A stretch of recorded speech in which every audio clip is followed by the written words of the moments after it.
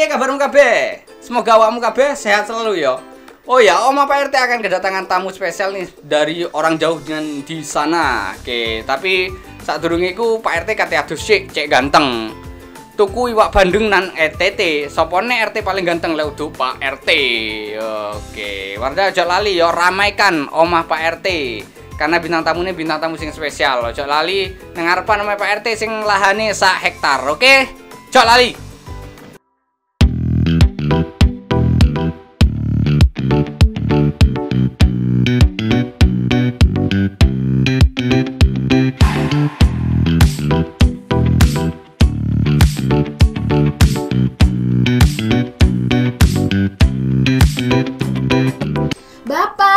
Bapak ini di mana sih? Mandi kok lama banget, Seng? Ngapain aja, Bapak? Sik talah, cek tambah ganteng iki. Bapak ini ngapain aja sih dari tadi? Hah? Mandi di kamar mandi tuh ngapain? Koyok wong wedok ae Bapak iki. Ya kalau orang perempuan mandi 3 jam itu sudah biasa. Sak umba-umbae, sak ngosek jeding. Bapak ini lapo? Jenenge wong adus, wong mandi yo ben seger, ben wangi ngono wis mandi. Tapi kan ini sudah jam 3, tamunya udah mau datang. Itu loh siapa wes tamu yang mau datang dari UT pusat itu katanya, Pak. Oh, sing jarene Ibu Direktur. Iya, enggak salah itu Bapak Rektornya namanya itu Bapak Dr. Muhammad Yunus SSM. Lho, Pak. Wong gede ya. Gitu Bapak lama banget deh mandinya. Yo piye kan ada tamu kudu ganteng kudu wangi, Bu. Piye lho? Itu tuh. Pak, bunyi mobilnya datang sepertinya, Pak. Di sini pencet-pencet bel itu. Dan sampean siapa? Saman wedange wis. Wis iku tak bodho banyu dhisik nek ngono. Ya wis ayo. Ayo. Wis ya, sik. Assalamualaikum Pak Rektor. Waalaikumsalam warahmatullahi wabarakatuh. Selamat datang di Kabupaten Jember di rumah Pak RT. Terima kasih banyak Pak RT. Alhamdulillah jauh-jauh dari UT Pusat yang di mana itu nggih Pak? Di Tangerang Selatan Di kalau tidak salah. Cabe, Pondok Cabe. seputar Tangerang Selatan. Ya betul. Betul Pak RT. Betul ya Pak? Iya. Jadi untuk ini ya Pak ya, kalau pusat itu memang di Tangerang Selatan ya Pak ya? Pusat di Tangerang Selatan, kantor UT daerahnya dan luar negeri ada 40 se-Indonesia. Betul. Dan 1 melayani luar negeri. Termasuk kantor-kantor rektorat, kantor fakultas dan prodi itu semuanya ada di pusat ya Pak? Pondok Cabe itu. Pondok Cabe, oke. Kemudian nih. Oh iya Pak, sebenarnya kita itu pernah kedatangan warga baru Pak, namanya Ibu Barokah. Dan ternyata beliaunya adalah Direktur UT Jember Pak. Gitu. Beliaunya kemarin itu mengabari bahwasanya Pak Rektor akan ke Jember. Itu. Ibu Barokah itu Direktur UT yang baru, yang sekarang? Iya, Direktur UT Jember, warga baru itu Pak. Itu termasuk warga baru kita Pak. Gitu. Ya, jadi saya sama Pak RT ini kemarin disambangi sama Bu Barokah. Kemudian Bu Barokah mengabari nih katanya Bapak Rektor mau datang ke Jember. Habis itu mau apa ya kalau nggak salah itu? Katanya gini, itu katanya Pak Rektor tuh. Pastinya kan Pak Rektor jauh-jauh dari Tangerang Selatan ke Jember, itu pasti ada tujuannya Pak. Kebetulan warga terbuka ini ingin tahu perihal UT Pak. Jadi UT itu bagaimana sih Pak? Oke, jadi sebetulnya ini pertama kali saya berkunjung ke UT daerah. Ya. Sesudah saya pelantikan menjadi rektor. Jadi Malang dan Semarang saya kunjungi karena apa? Udah termasuk UT lama yang sudah di daerah yang sudah lama tidak pernah saya kunjungi. Itu satu. Yang kedua, saya ingin melihat situasi di masing-masing daerah. Saya melihat ternyata baik di Malang atau di Jember, ternyata para pegawainya rata-rata ABG semua gitu ya. Anak muda semua ya Pak? Sepertinya gitu ya kalau muda, kita. Ya betul. Saya jarang melihat teman-teman yang sudah di atas 60, semakin berkurang. Jadi teman-teman di UT daerah juga antara 30, 35, 40 lah kurang lebih seperti itu. Kalau menurut Pak Rektor sendiri nih, UT kan sekarang sudah menjadi universitas salah satu yang besar khususnya untuk pembelajaran online. Ada strategi-strategi nggak kira-kira yang dilakukan oleh UT untuk pastinya menempuh target-target yang sudah disiapkan oleh UT. Secara keseluruhan mahasiswa UT itu semester yang lalu sekitar 672.000. Banyak ya Pak ya? Iya. Banyak pol. Memang salah satu universitas bukan hanya terbesar di Indonesia, di Asia Tenggara bahkan juga yang terbesar. Nah, oleh karena itu saya ingin menyambangi, mengunjungi UT daerah termasuk dalam ini Jember untuk melihat dan bertemu dengan teman-teman yang katanya masih muda-muda dan kelihatannya masih muda-muda gitu. Ya, semoga aja juga yang masih muda-muda ini juga tidak kalah sama teman-teman yang senior ya Pak ya. Semua orang punya waktu untuk berproses, untuk menjadi. Jadi yang paling penting adalah jangan sampai teman-teman yang muda itu untuk menjadi matang itu terhalang atau terganggu, itu aja poinnya sih. Kemudian Pak, kita ini kan juga punya warga UT. Warga UT ini sebagian besar ini juga masih kurang tahu tuh kuliah online itu seperti apa. Kemudian gimana sih strateginya Pak Rektor itu untuk mengenalkan UT, kemudian untuk meningkatkan yang katanya tadi udah 600.000, katanya mau 1 juta Pak. 670.000. Iya, itu gimana sih Pak buat Bapak mengenalkan UT ke khususnya warga UT Jember nih Pak. Nggih, warga terbuka ini pripun Bapak? Jadi yang pertama adalah saya harus memastikan infrastruktur kita harus kuat. Siap. Yang kedua, kita harus memberikan highlight penjelasan kepada masyarakat termasuk para calon mahasiswa kita bahwa pembelajaran online adalah sesuatu yang menjadi usungan kita. Tetapi dalam praktiknya kita juga menerapkan pembelajaran tatap muka bagi teman-teman mahasiswa yang memerlukannya. Yang berikutnya adalah kita juga menyediakan praktikum yang harus dialami oleh para mahasiswa dan diberikan balikan oleh para pendamping. Nah, oleh karena itu menurut saya bahwa sebagian besar mahasiswa kita online iya, tetapi juga tidak sedikit di antara mereka yang masih menikmati pembelajaran secara tatap muka secara langsung gitu ya Pak. Dan UT sebagai institusi pendidikan tinggi jarak jauh, intinya adalah bagaimana kita bisa memfasilitasi bahwa proses belajar itu terjadi. Nah, intinya itu sebetulnya. Memberikan fasilitas. Iya. Memberikan fasilitas juga kepada seluruh warga. Nah, kemudian ini kan Bapak sebagai UT ini kan akan menyasar seluruh lapisan ya, lapisan warga, baik itu yang mampu, kurang mampu, atau ya bisa dikatakan kurang, ya gitu. Kemudian gimana sih strategi Bapak juga? Apakah ini bisa semuanya ini terjaring, kemudian bisa memberikan apa ya memberikan Pak? Wadah. Biasanya itu beasiswa Pak. Biasanya tuh banyak sekali. Ya meski ini sebenarnya UT kan sudah sangat murah ya Pak ya untuk kita. Tapi ya murah untuk kita kan ada yang mengatakan tidak murah. Nah ini gimana Pak ketika warga ini pingin kuliah tapi masih terhambat dengan biaya, apakah UT juga bisa Pak ini Bapak memfasilitasi? Kebetulan banyak yang sowan ke Pak RT tanya begitu karena melihat anak kami kan juga kuliah di UT gitu. Pripun Bapak? Gini Pak RT dan Ibu RT ya. Jadi pada dasarnya UT dihadirkan oleh pemerintah untuk membantu layanan pendidikan bagi mereka yang punya kapasitas waktu atau kesibukan dan lainnya yang sangat terbatas. Yang kedua, bahwa kehadiran UT juga memberikan fasilitas bagi semua warga negara Indonesia yang ekonominya pas-pasan untuk mendapat akses pendidikan tinggi.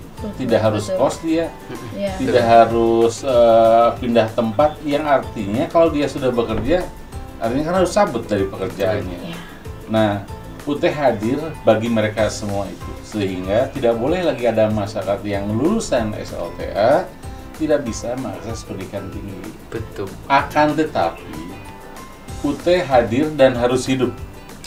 Oke. Oleh karena itu, UT tetap memperhatikan daya jangkau kesanggupan mahasiswa di satu sisi, di sisi yang lain UT juga harus mempersiapkan dirinya supaya UT tetap juga berjalan sesuai dengan koridor sebagai perguruan tinggi. Nah, bahwa ternyata UT menyediakan beasiswa pasti sebagai perguruan tinggi kan 27.000 loh beasiswa kita. Wah, luar banget, biasa, banyak. Pak. Ya, ya. Tetapi bayangkan 27.000 itu dibagi se-Indonesia Se-Indonesia. ditambah 54 negara. Oh, jadi yang luar negeri pun bisa mendapatkan beasiswa. Bisa gitu. Nah, oleh karena itu saya sih memberikan saran kepada teman-teman dengan berbagai keterbatasan yang ada peluang beasiswa dan mendapatkan beasiswa, manfaatkan dengan sebaik-baiknya. Betul. Bagi yang belum mendapatkan beasiswa, Ya. manfaatkan momen tahun kedua biasanya. Tahun kedua itu biasanya dibagikan beasiswa, tapi itu juga nggak banyak. 1.500. 1.500, tapi dibagi Beasiswa se-Indonesia. di luar UT ya. Oh, di luar UT. Oh, di luar UT. Artinya dari pemerintah atau beasiswa stimulan tambahan dan sebagainya. Jadi beasiswa sekitar 27.000 itu beasiswa dari UT, dari mitra, dari berbagai institusi yang membantu para mahasiswa UT untuk bisa mengikuti pendidikan tinggi. Oke. Luar biasa. Jadi tetap ya. Jadi di UT kita bisa mendapatkan Beasiswa beasiswa masih ada. Iya. supaya kita juga bisa menempuh pendidikan tinggi. Sudah tidak ada alasan lagi ya, Bapak. Nah, Iya. satu peluang itu ada, tetapi persiapan kalau momen perolehan beasiswa itu ketika teman-teman masuk itu belum ready, belum siap untuk Oh, iya, beasiswa. iya. Gitu. Tetapi kalaupun harus biaya kuliah sendiri kan juga tidak mahal. Betul. Karena UT sebagai perguruan tinggi negeri berbadan hukum, J. kalau dibandingkan dengan perguruan tinggi lainnya paling seperempat harganya. Ngomongin perihal tentang UT yang sudah apa ya, tadi 600.000 itu segitu banyaknya. Kalau dari UT sendiri Pak, bagaimana nih UT menjangkau yang ke daerah-daerah Pak? Mungkin menggunakan mitra atau bagaimana? Oke, jadi orang memanfaatkan layanan kita karena mereka tahu. Oleh karena itu, langkah yang terus dilakukan oleh UT adalah bagaimana melakukan edukasi kepada masyarakat di kota yang ke pelosok supaya mereka tahu bahwa ada wahana pendidikan, sarana pendidikan yang memungkinkan mereka yang ada di pelosok bisa mengikuti pendidikan tinggi itu. Salah satunya melalui UT. Nah, pemahaman ini yang belum sampai kepada seluruh masyarakat Indonesia, sehingga saya duga kalau sekarang mahasiswa kita 672.000, kita persiapkan ke depan itu 1 juta mahasiswa. Dan itu artinya apa? Persiapan infrastrukturnya harus kuat, persiapan dosennya harus kokoh. Betul, betul. Kalau enggak, babak belur kitanya, karena tidak Fondasinya. bisa melayani mahasiswa. Gitu.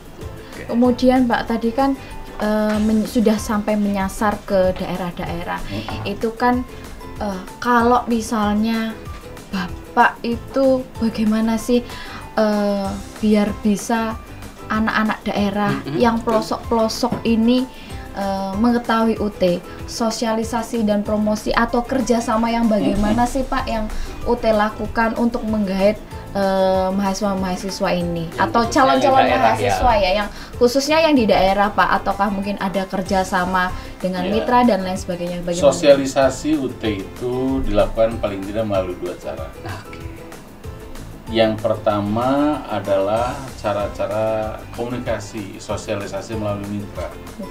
Ada dinas pendidikan, ada perusahaan, ada asosiasi dan sebagainya yang kita berikan edukasi sehingga mereka juga turut menyampaikan informasi kepada masyarakat yang diasuhnya atau di sekitarnya. Yang kedua, kita melakukan sosialisasi kepada semua individu masyarakat. Jadi 2 cara itu kita lakukan. Oleh karena itulah kenapa kita beasiswa di UT itu begitu banyak. Karena ada beasiswa yang dilakukan langsung. Saya misalnya ada satu perusahaan kayu di Kalimantan. saya menyiapkan 100 orang mahasiswa beasiswa saya biayai gitu. Oh, Kayak iya. gitu-gitu. Jadi ya harapannya, tetapi kondisi seperti kan tidak selalu ada di setiap daerah. gitu. Betul, iya Pak. Jadi itu aja. Ngomongin perihal menjangkau yang di daerah Pak. Kemarin Pak RT yang Kudet ini sempat ikut apa itu yang namanya live TikTok itu Pak, nonton live TikTok itu ada kegiatan yang namanya kalau tidak salah itu konsolidasi salut atau kegiatan salut. Kalau boleh tahu salut itu apa sih Pak? Kalau Salut itu sebetulnya singkatan di sentra layanan UT di daerah. Jadi setiap UT daerah itu memiliki instrumen yang namanya salut. Kerjasama yang dilakukan dengan pihak mitra di daerah untuk memberikan layanan kepada para mahasiswa. Kenapa? Karena mahasiswa ada yang masih asing online itu seperti apa. betul. Edukasi dilakukan oleh mereka, kemudian fasilitasi dilakukan oleh mereka, mulai dari registrasi sampai ketika mau ujian dan sebagainya, ruangan disiapkan dan sebagainya. Tetapi konten sepenuhnya tanggung jawab UT. Gitu. Pelaksanaan sepenuhnya tanggung jawab UT. Nah, mereka akan memfasilitasi itu. Ada juga yang kedua, mahasiswa dia melalui salut langsung ke daerah.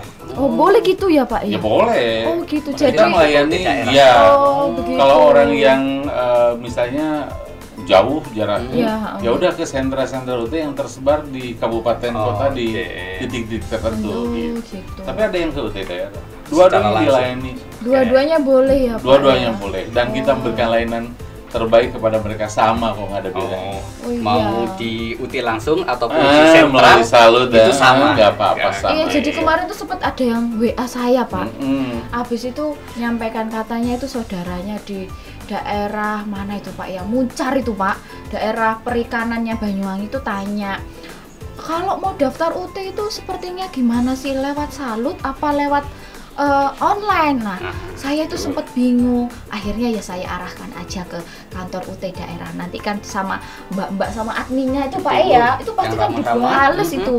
Jadi kalau sudah ada penjelasan dari Bapak seperti ini, kami nggih dari Bu RT dan Pak RT ini juga bisa memberikan mensosialisasikan. edukasi. Nggih, betul, jadi betul. Pak RT, mahasiswa Bu RT gini, mahasiswa itu boleh langsung ke UT daerah Jember misalnya, Ya. ke Jember, kantor UT Jember. Yang kedua melalui salut yang terkait dengan mereka, kan nggak usah terlalu jauh mereka. Iya, kalau betul. misalnya. Kemudian salut akan membimbing mereka mulai, oh begini saya registrasi, begini caranya belajar dan sebagainya. Kemudian begini manfaatkan fasilitas di UT dan seterusnya. Kalau yang ke UT dibimbing oleh teman-teman di UT daerah. Sebetulnya untuk kemudahan akses para mahasiswa. Oh, yang seperti yang Bapak tadi Iya, sudah yang jelaskan, tersebar. memberikan fasilitas. Iya, Wah, karena oke. kayak misalnya di Papua, kebayang nggak di puncak gunung berapa hari kalau ke UT daerah. Jadi, nah kehadiran salut akan membantu mereka. Nah, oleh karena itu kepada calon mahasiswa, apakah saya harus terus menjadi peserta salut? Enggak. Kalau misalnya tahun pertama saya disalut, tahun Iya. kedua saya langsung ke UT daerah, nggak apa-apa juga. Nggak apa-apa. Oh, Oke, apa-apa. jadi tergantung bagaimana pilihannya Ah, mahasiswa, kita serahkan betul. kembali ke mahasiswa. Oke. Nah, itu adalah salah satu daya jualnya UT berarti ya Pak ya, kemudahan aksesnya. Keluasan. Keluasannya. Iya, Nah, selain itu fleksibilitas. apa sih Pak daya jualnya UT ini atau prestasi yang kiranya wow, ternyata UT itu seperti ini. Aku pengen kuliah di UT gitu. Apa sih Pak yang bikin minat untuk tertarik? Sebetulnya banyak mahasiswa kita, terutama yang baik yang kuliah di dalam atau luar negeri, ketika dia di luar negeri dia bekerja sebagai apa, begitu selesai dia kembali ke Indonesia, dia mendirikan perusahaan apa dan sebagainya, berbekal hasil kuliah di UT dan pengalaman kerja mereka diintegrasikan, dipadukan sehingga mereka menjadi entrepreneur yang baru.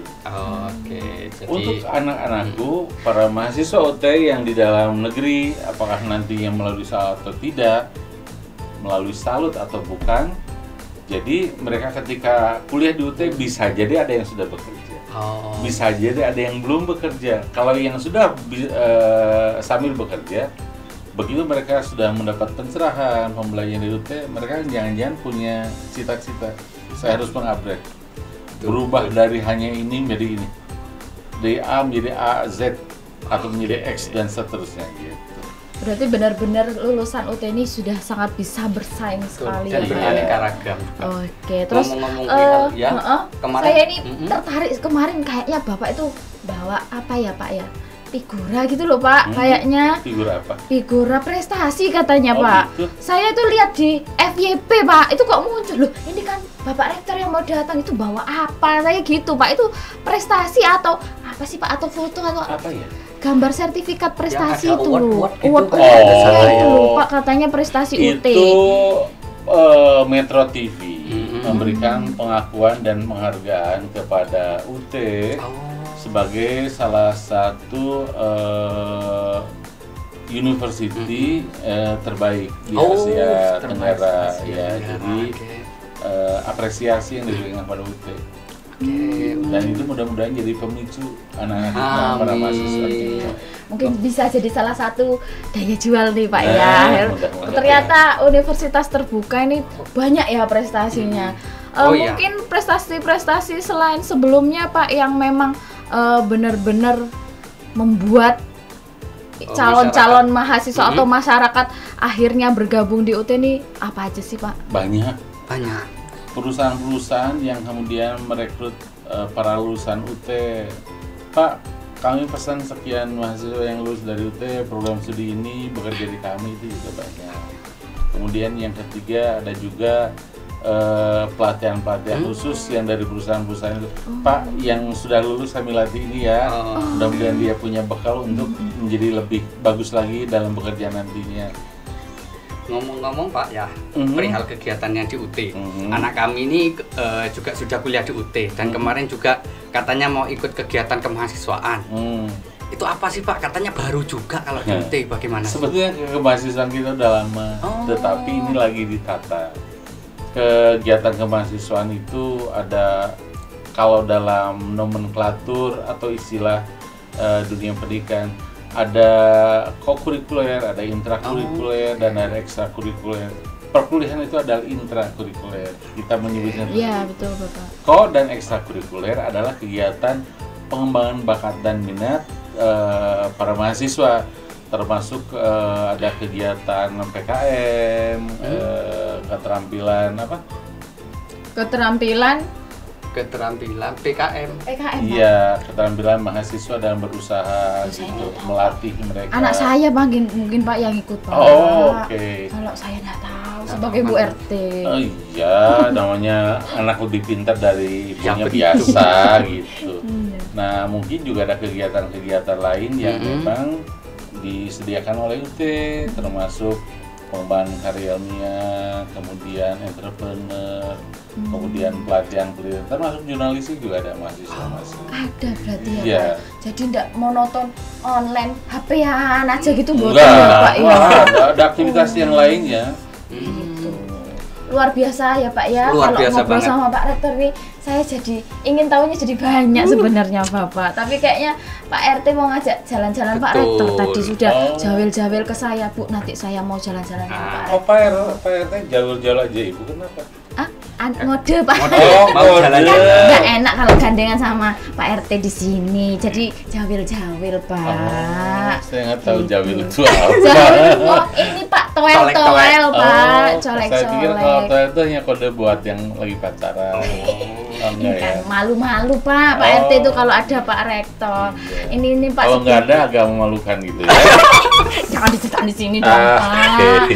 Nah ini sebelum Bapak Oke. jalan-jalan sama Pak RT, mungkin ada pesan-pesan apa ini buat warga warga terbuka. terbuka. Nah, untuk sahabat anak-anak saya se-Indonesia, baik yang di dalam Indonesia atau di luar negeri, hari ini adalah hari ini teman-teman. Hari esok adalah masa depan. Karena itu, kejarlah masa depan itu, salah satu di antaranya pupuklah ilmu, pengetahuan dan kemampuan mulai kuliah di UT. Gitu. Jadi berjalan, semoga anugerah yang Maha Kuasa membekali teman-teman. Amin. Ya. Terima Matur kasih nuwun, Bapak, Bapak sudah mampir ke di rumah Pak RT. Setelah ini kita jalan-jalan. Jalan-jalan, mugi-mugi kita yang bisa main-main ke Pondok Cabe Pondok Cabe. ya Pak ya. Nanti Terus boleh ya Pak monggo. saya Pak ya. Pokoknya Pak RT dan Bu RT mudah-mudahan terus langgeng ya. Amin. Monggo jalan-jalan. Amin. Siap sekalian Amin. nanti jalan-jalan berdua. Iya. Terus ke kantor UT pusat. Iya. Jalan-jalannya sama Cari Bapak Rektor. Pak Rektor. Kira-kira nanti saya ditemuin nggak ya Pak ya? Monggo nanti saya ajak isi saya menemui teman-teman. Oke, Terima kasih, Bapak. Bapak. Kita lanjut jalan-jalan. Oke. Boleh? Monggo. Oke, Monggo. monggo. Wes ya warga. Pak RT, Bu RT kati jalan-jalan sih. Oke, makan bareng keluarga di halaman depan. Sudah dulu ya warga. Kita mau jalan-jalan. Wes yo. Dadah.